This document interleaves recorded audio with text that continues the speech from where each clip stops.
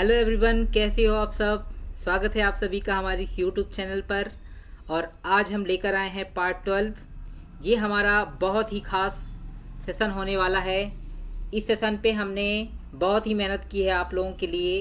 मैं देख रहा हूँ कई दिनों से अभी नहीं आ पा रहा था। मैं आपके लिए मेहनत कर रहा था दोस्तों। मैं प्रत्येक क्वेश्चन ऐसा लेकर आया हूँ जो एक नहीं, दो नहीं, तीन से ज़्यादा बार आए हैं दोस्तों। MP सेट, UP सेट, वही क्वेश्चन, रिपीटेड क्वेश्चन। तो ये ऐसे क्वेश्चंस का कलेक्शन होने वाला है जो बहुत ही इम्पोर्टेंट होने वाला है।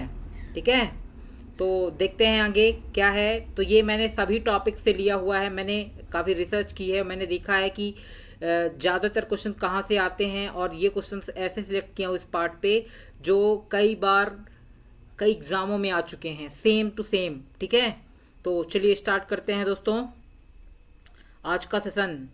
दोस्तों कई लोगों की मांग थी कि आप ब्लैक स्क्रीन पे लाइए ताकि हमारी आंखें ना ख़राब हों, क्योंकि हम यदि ज़्यादातर कई घंटों तक मोबाइल पे बैठते हैं तो हमारी आंखें ख़राब हो सकती है। बिल्कुल सही है दोस्तों, मेरी भी आंखें कुछ ख़राब हो चुकी हैं, इसीलिए मैं कंप्यूटर ग्लासेस, मेरे लिए कंप्यूटर के सामने लगाना ज़रूरी है। और कई दिनों से मैं ब्लैक स्क्रीन पे नहीं लगा रहा था। ब्लैक स्क्रीन से क्या होता है, आपकी आंखों पे कम असर पड़ता है। ठीक है, तो ये वीडियो काफ़ी हाई लेवल की है दोस्तों, काफ़ी मेहनत मैंने की है। और चलिए आगे पढ़ते हैं। ये जो CSIR net, MP set, UP set, mathematics, high weightage topic पे, मतलब मैंने सभी टॉपिक्स कवर कर दिए हैं। और हर टॉपिक से क्वेश्चंस मैं ऐसे लेके आया हूँ जो लगभग पूछे ही जाते हैं हर एग्ज़ाम में। ठीक है, तो चलिए स्टार्ट करते हैं और देखते हैं आज की वीडियो। दोस्तों मैं पहले आपके सामने ये सभी वीडियोस, मतलब देखिए 5 से 550 तक मैं करा चुका हूँ। ठीक है, 551 से स्टार्ट कर रहा हूँ दोस्तों। ये क्वेश्चंस बहुत ही इंपॉर्टेंट है, मैं आपको दिखा सकता हूँ। देखिए ये question CSIR net, MP set, UP set में आए हैं। तो ये सेट आपके लिए काफ़ी इम्पॉर्टेंट है। एग्ज़ाम से पहले इसे देखकर ज़रूर जाना है। ठीक है, तो मैंने हर टॉपिक पे कहाँ से क्वेश्चंस उठाए ये मैंने लिख दिया है। जैसे एब्स्ट्रैक्ट अलजेब्रा से मैंने लिया है। ये क्वेश्चंस कई बार आ चुका है। कब आया है दोस्तों मैं नहीं लिख पाया क्योंकि बहुत ज़्यादा हो जाता। ठीक है ना, कहाँ से आया है ये मैंने आपके लिए। चलिए स्टार्ट करते हैं। पहला क्वेश्चन है, यदि G एक ग्रुप है जिसकी ऑर्डर 15 है तो G होगा। बताइए, यदि G एक ग्रुप है जिसकी ऑर्डर 15 है तो G होगा। बताइए क्या होगा। तो 15 से मालूम है, इसका फैक्टर करेंगे 3 और 5 होगा, और 3 और 5 प्राइम नंबर होता है। तो प्राइम नंबर में क्या होता है, ग्रुप अबेलियन होता है, और अबेलियन होगा तो क्या होता है, साइक्लिक होता है ना। तो राइट आंसर इज क्या रहने वाला है, B। देखिए दोस्तों, मैं हर बार आपको नहीं सजेस्ट कर पाऊँगा, तो यहाँ पर दोस्तों लाइटिंग की प्रॉब्लम है। कोई बात नहीं, हम लोग क्लासेस को जारी रखेंगे, आपको बराबर चीज़ें दिखती रहेंगी। कोई बात नहीं, मेरा चेहरा नहीं दिखेगा, कोई बात नहीं। अब देखिए CSIR net, MP set, UP set में आ चुका है। तो मैं फिर से क्वेश्चन को रिपीट करूंगा। यदि G एक ग्रुप है जिसकी ऑर्डर 15 है तो G होगा, क्या होगा, साइक्लिक होगा। कैसे होता है, आपको पता है कि ऑर्डर 15 का जब हम फैक्टर करते हैं 3 और 5 आता है, और 3 और 5 प्राइम नंबर होते हैं। प्राइम नंबर पे ग्रुप क्या होता है, अबेलियन, और अबेलियन होता है तो क्या होता है, साइक्लिक। तो ये चीज़ों को आप डिटेल से जहाँ पढ़े हैं दोस्तों वो तो देखना ही पड़ेगा आपको। ठीक है, क्योंकि मैं यदि डिटेल वीडियो लाने वाला हूँ, यदि लाऊंगा तो आपको इतने सारे क्वेश्चंस मैं एक साथ नहीं दे पाऊंगा। 10 क्वेश्चन ही मैक्सिमम दे पाऊंगा एक सेशन पे। ठीक है, तो मैं चाहता हूँ ज़्यादा से ज़्यादा मटेरियल आपके पास हो। यदि आपको कोई दिक्कत है तो इससे आप रिसर्च कर सकते हैं। ठीक है, देख सकते हैं। तो मैं फिर से बोल रहा हूँ ये क्वेश्चन, यदि G एक ग्रुप है जिसकी ऑर्डर 15 है तो G होगा, क्या होगा, साइक्लिक होगा। क्या होगा, साइक्लिक होगा। देखिए CSI, मैं बार बार नहीं रिपीट करूंगा, हर क्वेश्चन में मैंने मेंशन कर दिया है। CSIR net, MP set, UP set पे आया हुआ है। ठीक है, चलिए देखते हैं अगला क्वेश्चन क्या है। यदि G फाइनाइट ग्रुप है और क्या है, H G से क्या है, इक्वल टू लेस देन है, तो ऑर्डर H डिवाइड करेगा। किसको डिवाइड करेगा, बताइए। यदि G फाइनाइट ग्रुप है और H less than equal to G है तो ऑर्डर H डिवाइड करेगा। किसको डिवाइड करेगा, बताइए। ऑर्डर G को डिवाइड करेगा, निश्चित है। किसको डिवाइड करेगा, ऑर्डर G को। ठीक है, तो राइट आंसर इज B। ठीक है, चलिए अगला क्वेश्चन देखते हैं, ये रियल नंबर रियल एनालिसिस से लिया गया है। अगला क्वेश्चन है, हर बाउंडेड सीक्वेंस का एक कन्वर्जेंट सब सीक्वेंस होता है, यह है, बताइए क्या है। हर बाउंडेड सीक्वेंस का एक कन्वर्जेंट सब सीक्वेंस होता है, यह है, बताइए क्या है, क्या है। दोस्तों मेरे बैकग्राउंड पे आवाज़ आती रहेंगी, मैं इसे अभी ठीक करने की कोशिश कर रहा हूँ कि ये आवाज़ें ना आए, लेकिन मैं इसे अपना बैकग्राउंड म्यूजिक समझ रहा हूँ, कोई बात नहीं, थोड़ा शोर तो होगा ही, लेकिन आप लोगों के लिए सही कंटेंट सही समय पर आए, इसलिए हम इसके लिए मेहनत कर रहे हैं, ठीक है। मैं फिर पढ़ दे रहा हूँ क्वेश्चन। हर बाउंडेड सीक्वेंस का एक कन्वर्जेंट सब सीक्वेंस होता है, यह है, क्या है, कौन सी थ्योरम है ये। हर बाउंडेड सीक्वेंस का एक कन्वर्जेंट सब सीक्वेंस होता है, यह इसका राइट आंसर है बी, बॉल्जानो-वेस्ट्रिस थ्योरम, ठीक है। Right answer is B, Bolzano Weierstrass theorem का स्टेटमेंट है ये। हर बाउंडेड सीक्वेंस का एक कन्वर्जेंट सब सीक्वेंस होता है, याद रखिएगा। कभी कभी ऐसे भी आ सकता है, बॉल्जानो-वेस्ट्रिस थ्योरम क्या है, ठीक है, तो आप बोलेंगे हर बाउंडेड सीक्वेंस का एक कन्वर्जेंट सब सीक्वेंस होता है, ठीक है, ठीक है। तो राइट आंसर इज बी। चलिए अगला क्वेश्चन देखते हैं। Close interval A B in R is, बताइए close interval A B in R is क्या होता है। Close interval A B in R is क्या होता है, बताइए। कॉम्पैक्ट होता है, क्या होता है, compact. Right answer is B, close interval A B in R is compact, compact, ठीक है। तो राइट आंसर क्या होने वाला है, कॉम्पैक्ट, ठीक है। चलिए देखते हैं अगला क्वेश्चंस। अगला क्वेश्चन है, यदि ए एक n/n मैट्रिक्स है और लेमडा उसका आइगन वैल्यू है, तो del A minus lambda is equal to क्या होता है, सबको मालूम है, ठीक है, आइगन वैल्यूज की, ठीक है, लेमडा इक्वल, ठीक है। देखिए यदि ए एक n/n मैट्रिक स्पेस है और लेमडा उसका आइगन वैल्यू है, तो क्या होता है, det A minus lambda I is equal to 0 होता है, क्या होता है, 0। राइट आंसर इज ए, ठीक है। चलिए अगला क्वेश्चन देखते हैं। कैली हैमिल्टन थ्योरम के अनुसार, बताइए कैली हैमिल्टन थ्योरम के अनुसार, तो सिंपल ही दिख रहा है, बाकी सब छोटे हैं, थ्योरम तो बड़ी ही होगी जी। राइट आंसर इज बी, हर मैट्रिक्स अपना कैरेक्टरिस्टिक इक्वेशन सेटिस्फाई करता है। कैली हैमिल्टन थ्योरम के अनुसार हर मैट्रिक्स अपना कैरेक्टरिस्टिक इक्वेशन सेटिस्फाई करता है। Right answer is B, right answer is B, ठीक है। चलिए देखते हैं अगला क्वेश्चन क्या है। अगला क्वेश्चन है, यदि एफ एनालिटिक है तो contour integral over closed curve होगा, बताइए। देखिए क्वेश्चन सभी से मिक्स्ड है, मैं पहले बता रहा हूँ कि मैंने ऑल टॉपिक सिलेक्ट किया है, जो कहाँ से क्वेश्चन ज़्यादा आते हैं और कौन से क्वेश्चन कई बार आ चुके हैं, ऐसे क्वेश्चन मैं सिलेक्ट करके लाया हूँ। तो आपको ये मिक्स्ड को देखने को मिलेगा, ठीक है, क्योंकि आप एग्ज़ाम देने जा रहे हैं तो हर टॉपिक से एग्ज़ाम आने वाला है। तो मैंने एग्ज़ाम को फोकस्ड करके ये बनाया है और देखा है कि ऐसे क्वेश्चन लाऊँ जो कई बार आ चुके हैं और कई जगह आ चुके हैं, ठीक है। तो ध्यान देना है आप लोगों को। यदि एफ एनालिटिक है, contour integral over close curve होगा, बताइए क्या होगा, ओवर क्लोज कर्व 0 होता है, सिंपल। यदि एफ एनालिटिक है तो contour integral over close curve पे क्या होता है जी, 0 होता है, ठीक है। एनालिटिक फंक्शन पढ़ो ना इंटीग्रेशन पे, इंटीग्रेशन क्लोज कर्व में एक बार ऐसे आया था कि ये ना integration close curve F X D X is equal to, यदि एफ एनालिटिक है तो क्या होता है, 0 होता है। फिर से बोल देता हूँ, यदि एफ, देखिए घुमा के क्वेश्चन आ जाते हैं, वही क्वेश्चन रहते हैं, हमको मालूम रहते हैं, लेकिन वो उसने ये क्वेश्चन को चेंज कर दिया है, लिख दिया है ऐसे।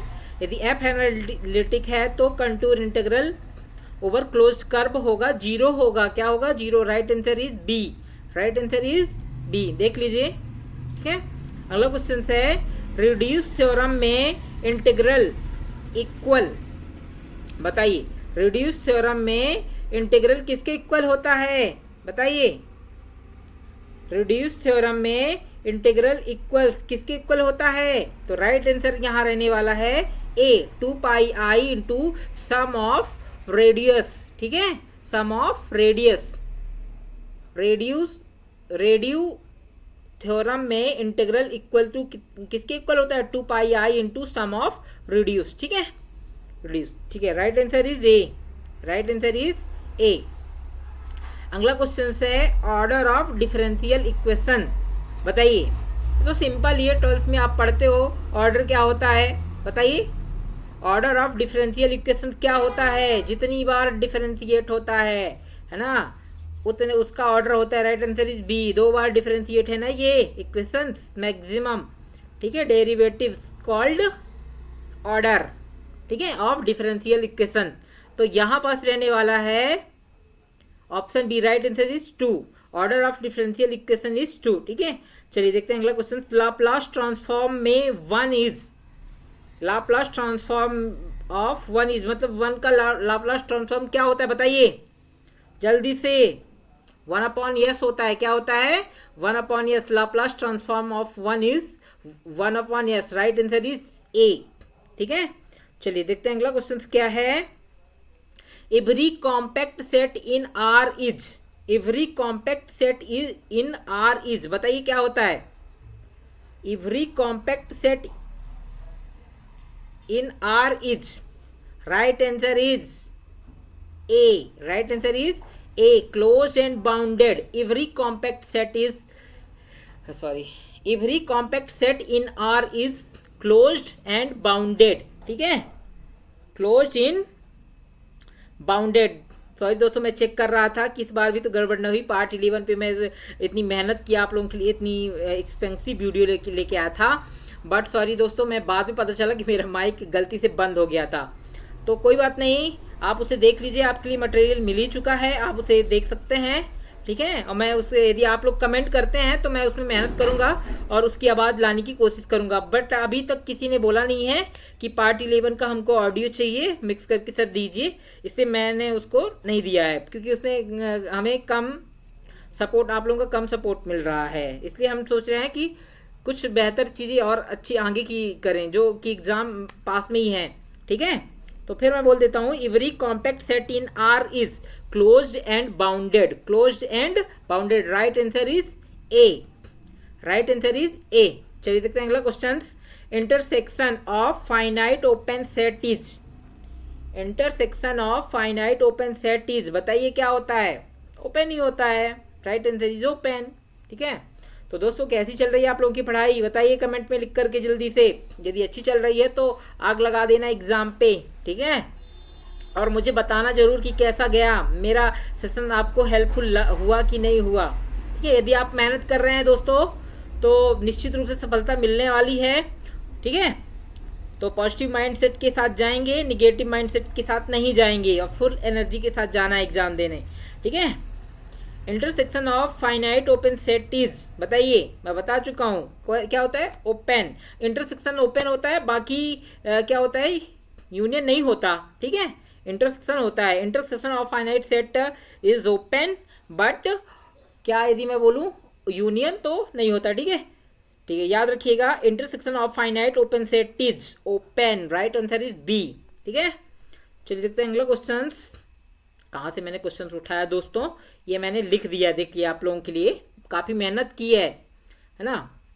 आप लोगों को पता है, मैं देख रहा हूँ सब मेहनत कर रहे हो, लेकिन मुझे आप कमेंट करके नहीं बता रहे हो। थोड़ा सपोर्ट करिए, कमेंट करिए, शेयर करिए, ठीक है।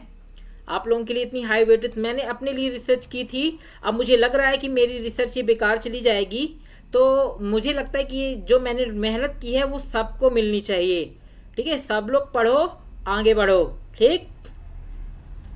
चलिए अगला क्वेश्चन है, bisection method is based on, bisection method is based on, बताइए।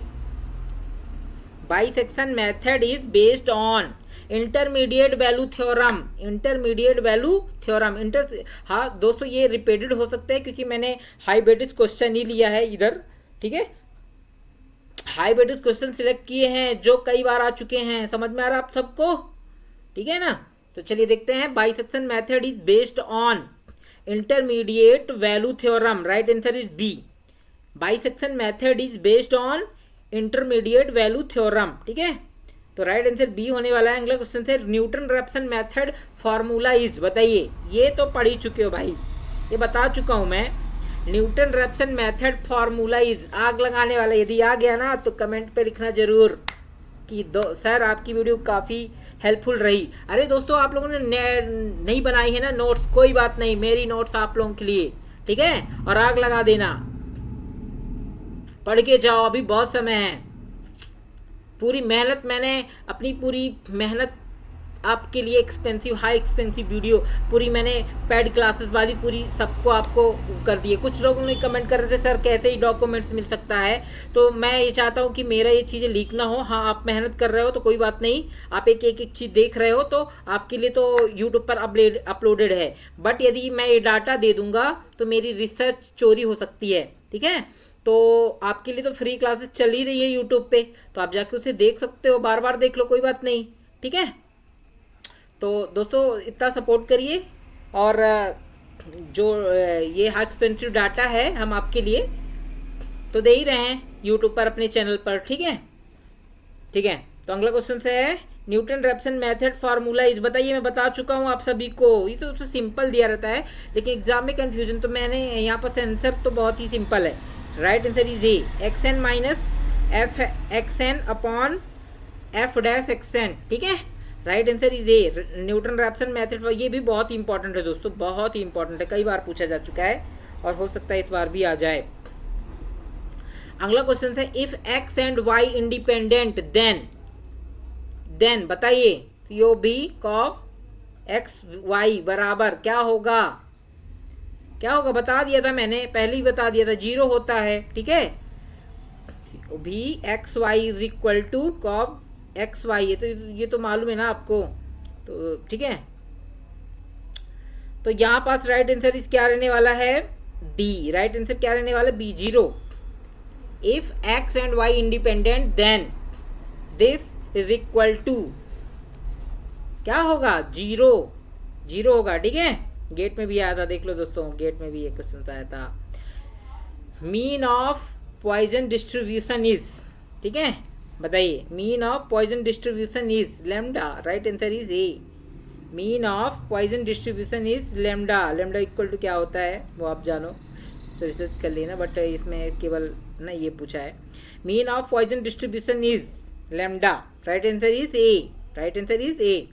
अगला क्वेश्चन है यदि जी साइक्लिक ग्रुप है तो उसके सभी सब ग्रुप होंगे, बताइए, यदि जी साइक्लिक ग्रुप है तो उसके सभी सब ग्रुप क्या होंगे, क्या होंगे जी, साइक्लिक ही तो होंगे, साइक्लिक के अंदर तो साइक्लिक ही रहता है ना, तो जी साइक्लिक ग्रुप है तो उसके सभी सब ग्रुप क्या होंगे, साइक्लिक होंगे, क्या होंगे, साइक्लिक। चलिए अगला क्वेश्चन है, तो यहाँ पर राइट आंसर क्या रहने वाला है, ए, ठीक है। मैं फिर से बोल देता हूँ, जी साइक्लिक ग्रुप है तो उसके सभी सब ग्रुप होंगे, साइक्लिक होंगे। अगला क्वेश्चन है यदि जी ग्रुप है और mod of G is equal to P into prime, P prime बता दिया था, प्राइम होता है तो क्या होता है जी, प्राइम होता है तो अबेलियन होता है, अबेलियन होता है तो साइक्लिक होता है, मालूम है ना, याद रखना, कई बार बता चुका हूँ।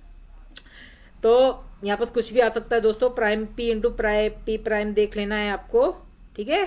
तो जी क्या हो जाएगा, अबेलियन होता तो अबेलियन, यहाँ पर दिखा ना नॉट अबेलियन, क्योंकि अबेलियन होता तो 2 ऑप्शन सही हो जाते। तो यदि जी ग्रुप है और mod of G P into P prime होगा तो जी इज क्या होता है, होता है अबेलियन, और अबेलियन हो गया तो क्या हो गया, साइक्लिक हो गया, right answer is B, right answer is B, ठीक है। चलिए अगला क्वेश्चन देखते हैं, यदि एक sequence monotonic increasing and bounded है, मोनोटोनिक इंक्रीजिंग एंड बाउंडेड है तो बताइए क्या होगा, कन्वर्जेंट होगा, राइट आंसर इज सी। यदि एक सीक्वेंस मोनोटोन लिखा है, एक ही चीज़ है ना जी, मोनोटोनिक ही बोलते हैं उसको। यदि एक sequence monotone increasing and bounded है तो वह कन्वर्जेंट होगा, क्या होगा, convergent, right answer is C. यदि एक सीक्वेंस मोनोटोन इंक्रीजिंग और बाउंडेड है तो वह क्या हो जाएगा, कन्वर्जेंट होगा, ठीक है, राइट आंसर इज सी। अगला क्वेश्चन है uniform continuity implies, uniform continuity implies, बताइए जल्दी से यूनिफॉर्म कंटिन्यूटी क्या इम्प्लाइज करती है? Right answer is A continuity. Uniform continuity implies continuity, ठीक है, कंटिन्यूटी। तो राइट आंसर इज ए, ठीक है। ये मैंने ऐसे नहीं लिख दिया दोस्तों कि हर बार वही चीज़ लिखा है, मैंने अपने ना ये सब चीज़ें रिसर्च करके देखी है और देखा है कि ये कई बार आया, तो मैं तब से सेलेक्ट किया हूँ, ठीक है, ठीक है। तो अगला क्वेश्चन है rank A plus nullity A is equal to, rank plus nullity is equal to, बता चुका था फार्मूला, ये किसका फार्मूला होता है बताइए जल्दी से। Rank A plus nullity A is equal to number of columns, number of columns. Right answer is C, ठीक है, राइट आंसर इज सी, सही है ना, नंबर ऑफ कॉलम। एक मिनट मैं चीज़ को चेक कर लेता हूँ यार, क्या बताऊँ आप लोगों को नहीं दिखेगा ये सब चीज़ें, एक मिनट मैं चेक कर लेता हूँ भाई, कोई बात नहीं, मेरे को डाउट है तो चेक कर लेता हूँ।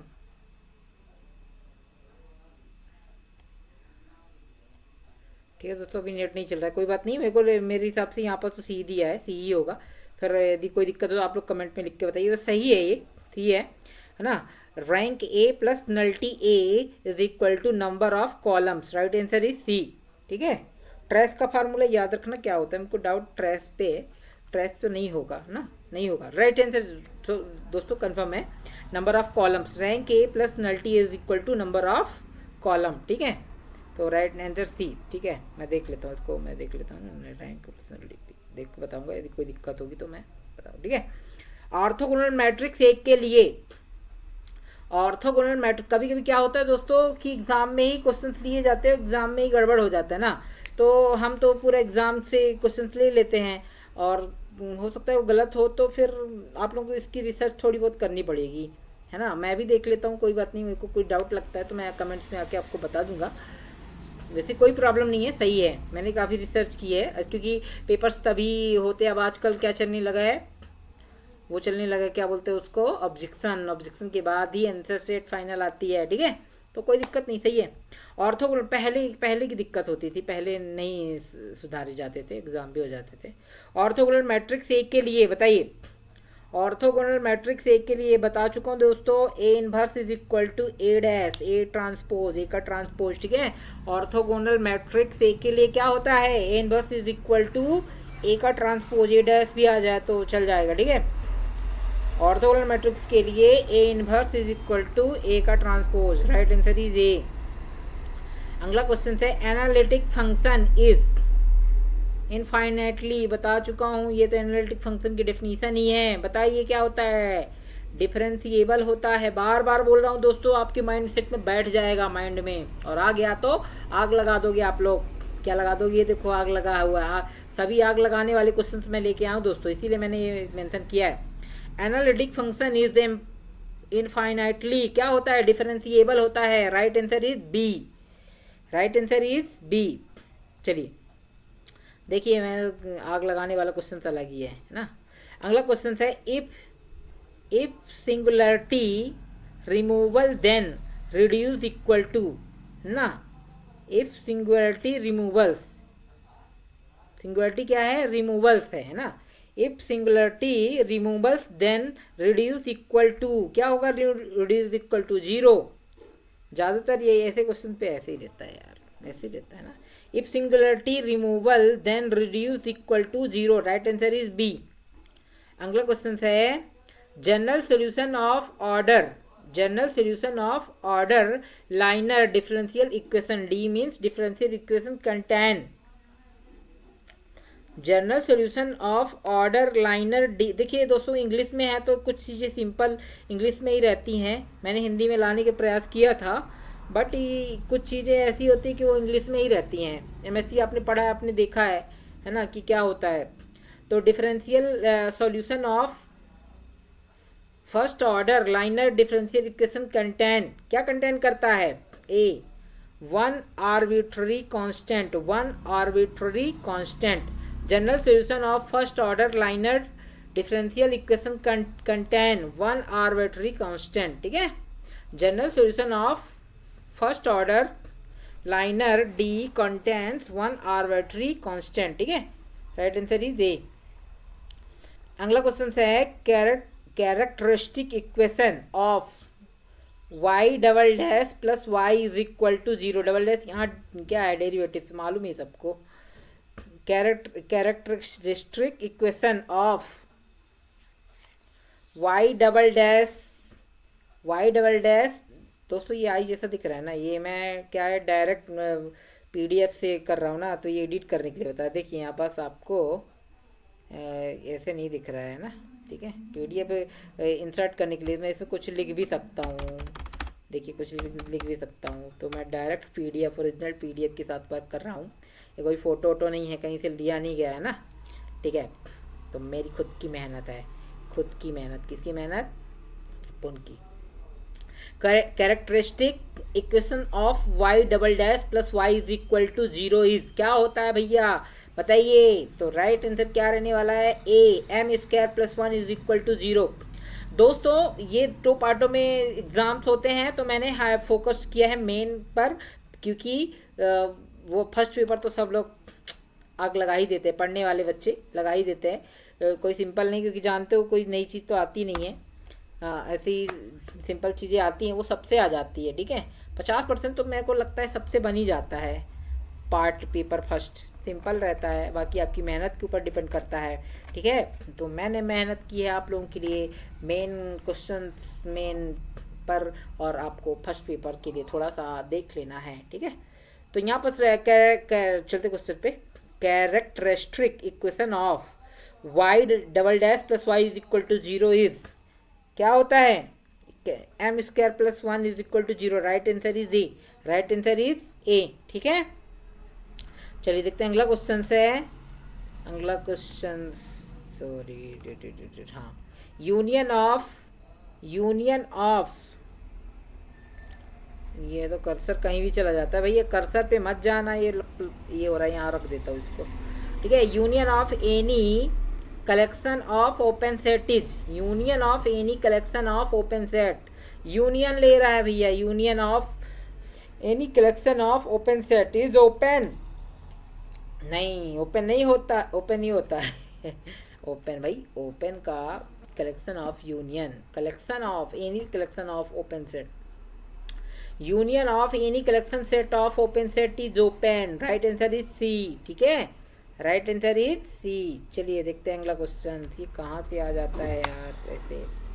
अगला क्वेश्चन है continuous image of compact set is. Continuous image of compact set बताइए. राइट आंसर क्या रहने वाला है?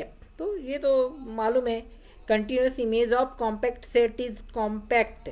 Compact set is compact. Right answer is B. ठीक है, चल देखते हैं अगला question.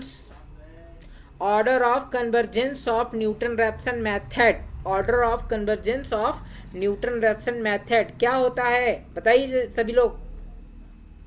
Order of convergence of Newton Raphson method. Right answer is रहने वाला है 2. Order of convergence of Newton Raphson method क्या रहने वाला है? Right answer 2. राइट आंसर है बी. ठीक है, राइट आंसर क्या है? बी है. चलिए अगला क्वेश्चन देखते हैं. Variance of constant C is.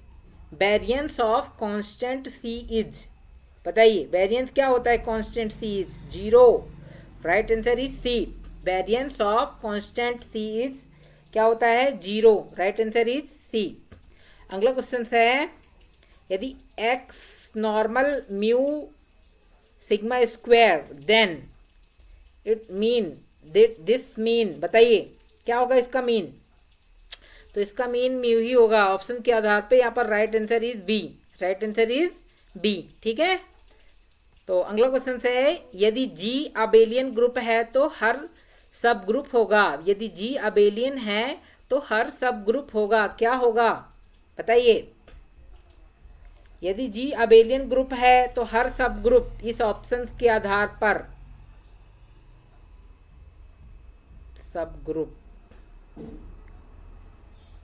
तो यार यहाँ पास नॉर्मल होगा, नॉर्मल है ना।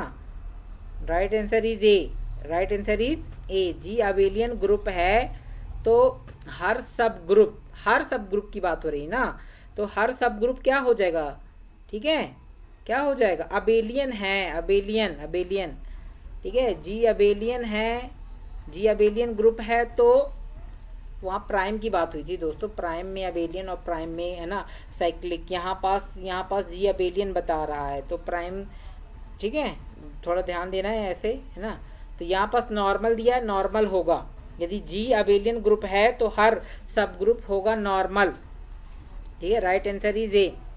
अगला क्वेश्चन है number of generators of cyclic group Z10 is, number of generator of cyclic group Z10 is, बताइए।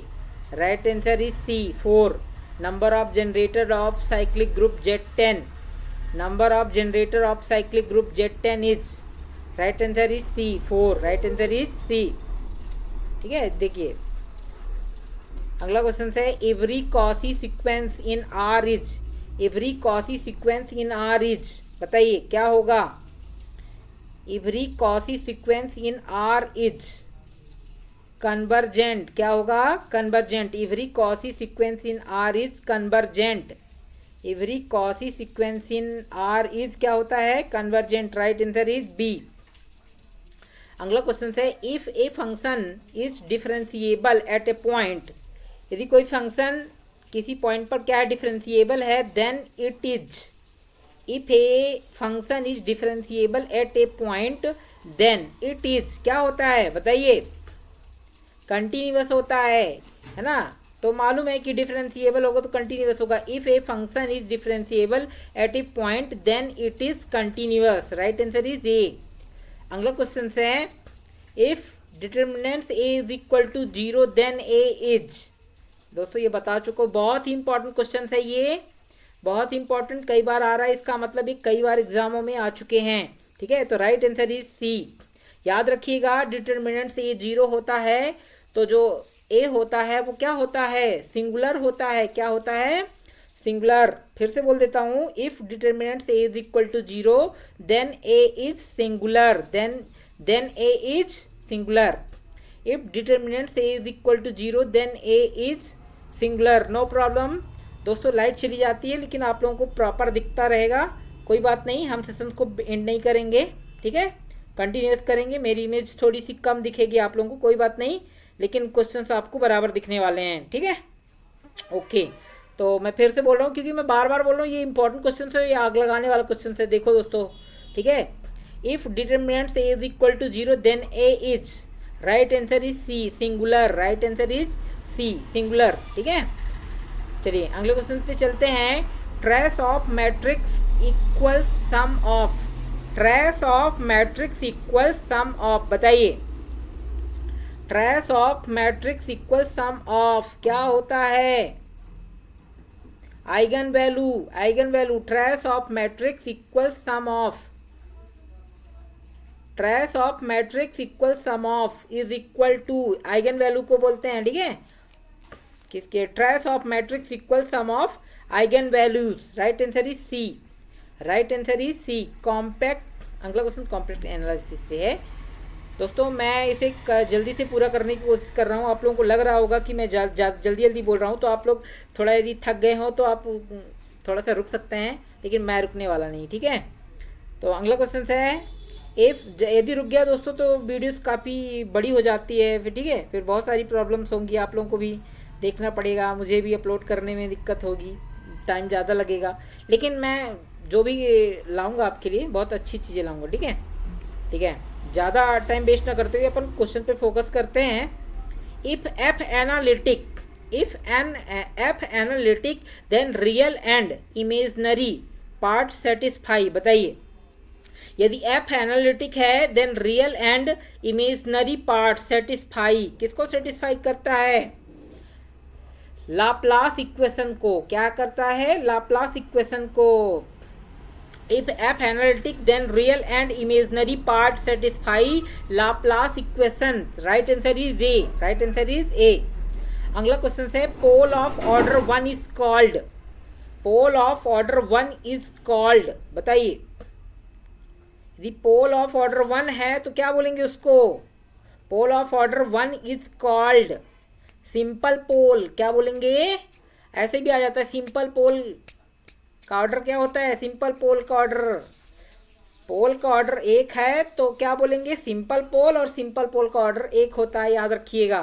पोल of order 1 is called simple pole. Right answer is C. अगला क्वेश्चन है degree of differential equation y dash square plus Y is equal to 0। तो degree क्या होती है? Order, दोनों अलग अलग चीज़ें दोस्तों। ऑर्डर क्या होता है? कितनी बार डिफरेंशिएट हुआ है डेरिवेटिव्स, और डिग्री क्या होती है? हाईएस्ट डेरिवेटिव की पावर। तो यहाँ पास पावर 2 रहने वाली है, तो राइट आंसर क्या रहने वाला है? 2। राइट आंसर क्या रहने वाला है? 2। Degree of differential equation y dash का whole square plus Y is equal to 0 is, तो राइट आंसर बी रहने वाला है 2। ठीक है, चलिए अगला क्वेश्चन है solution of y dash is equal to K Y. Solution of y dash equal to K Y is, बताइए क्या होगा इसका सॉल्यूशन? सिंपल है, बहुत ही सिंपल। तो राइट आंसर इज है बी। राइट आंसर क्या है? B. y is equal to C E की power K X, y equal to C into E की power K X. Right answer is B. Right answer क्या रहने वाला है? B रहने वाला है। ठीक है, बी बी बी। अगला क्वेश्चन है टोपोलॉजी से every finite set in R is, ये बहुत बार आ रहा है भाई, इसमें नहीं आ रहा। मतलब every finite set in R is क्या होता है भाई? कॉम्पैक्ट होता है। Every finite set in R is compact. Right answer is ए। आग लगाने वाली क्वेश्चन से बार बार आ रही है, इसका मतलब ये क्वेश्चन आएंगे 100%। एग्जाम में आते ही देखिए कहाँ पर ये क्वेश्चन कितनी बार थी, ऐसा air net, MP set, UP set. दोस्तों मेरे पास क्या थी नोट्स, मैंने क्या लगाई कमांड, और मैंने फाइंड किया कि जो ज़्यादा बार आए हों वो क्वेश्चंस मेरे सामने आए हैं, तो कंप्यूटर महाराज ने हमको वो क्वेश्चंस आप लोगों के लिए दे दिए हैं। तो ये नोट्स बहुत ही इंपॉर्टेंट रहने वाली है आप लोगों के लिए। तो every finite set in R is compact. Every finite set in R is क्या होता है? Compact. Right answer is A. अगला क्वेश्चन है whole space and empty set are always. Whole space and empty set are always क्या होता है? मैं बताया था, क्लोज होता है और ओपन दोनों होता है। तो राइट आंसर क्या रहने वाला है? Both open and closed. Every space and empty set are always. Whole space and empty set are always closed only, open only. तो राइट आंसर क्या रहने वाला है? C, both open and closed. Whole space and empty set are always closed only, open only, और right answer is both open and close. Right answer is C. ठीक है, so अगला question है numerical analysis. Gauss Seidel method is use to solve. Gauss Seidel method is use to solve, बताइए। Gauss Seidel method is use to solve system of linear equation. System of linear equation. Gauss Seidel method is use to solve system of linear equation. Right answer is B. Right answer is B. अब अगला question है if X and Y are independent then E X Y is equal to. क्या होता है? E X Y is equal to E X into E Y. Event है यहाँ पास, ई event है ना। देखिए प्रोबेबिलिटी से भी आ जाता है, probability P A into P B क्या होता है ना। तो याद रखिए दोस्तों, यहाँ पास event if X and Y are independent then E X Y, घुमा के क्वेश्चन आ जाता है, चेंज करके क्वेश्चन आता है। आपको कंफ्यूज नहीं रहना, वही क्वेश्चन को आप घुमा के क्वेश्चन दे देते हैं, लोग कंफ्यूज हो जाते हैं ना। If X and Y are बाद में पता चल जाता है अरे यार मैंने गलती करके चले आया, ये तो वही क्वेश्चन था। तो प्रेजेंस ऑफ माइंड काम करता है। क्या काम करता है? Presence of mind. दोस्तों यदि मेहनत कर रहे हो तो निश्चित रूप से सफलता मिलने वाली है। पॉजिटिव माइंडसेट के साथ जाइए कि इस बार हम फोड़ देंगे एग्जाम को। क्या करेंगे? फोड़ेंगे। ठीक है, if X and Y are independent then E X Y is equal to. मेरी रिस्पॉन्सिबिलिटी है आप लोगों को आगे करना, क्योंकि मेरा काम क्या है?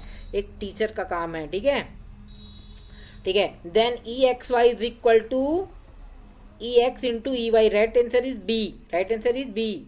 ठीक है, अगला क्वेश्चन है for binomial N P variance equal, बताइए for binomial N P variance equal to क्या होता है, राइट आंसर इज क्या होने वाला बताइए जल्दी से।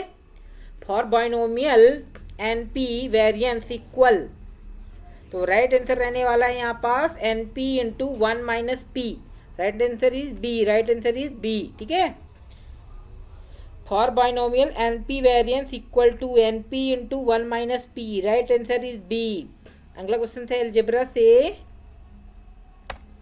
If G is a finite group of even order, if G is finite group of, आप लोग इवन के लिए पूछ रहे थे ना, ऑड के लिए मैंने बता दिया था, लेकिन अब इवन के लिए देख लीजिए। If G is finite group of even order then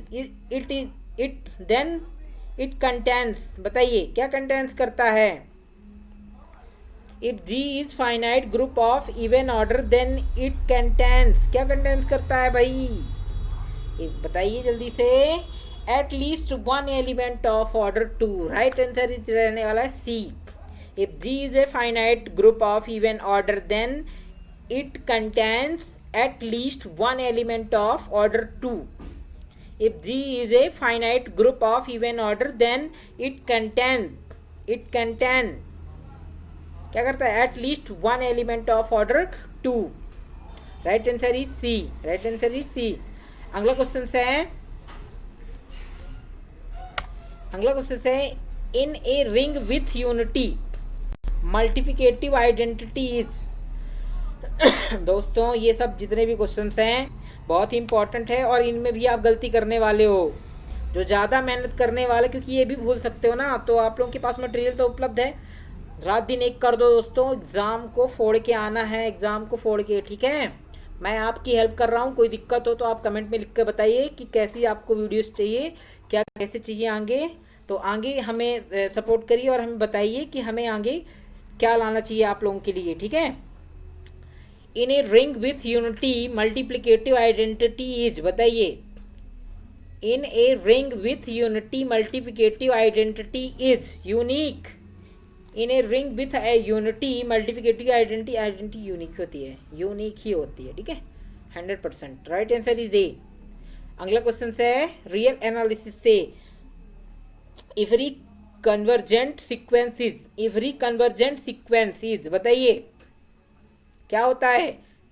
every convergent sequences bounded होता है, इवरी कन्वर्जेंट सीक्वेंसेस बाउंडेड, इस ऑप्शन क्या डाल पर ना, इवरी कन्वर्जेंट सीक्वेंसेस बाउंडेड।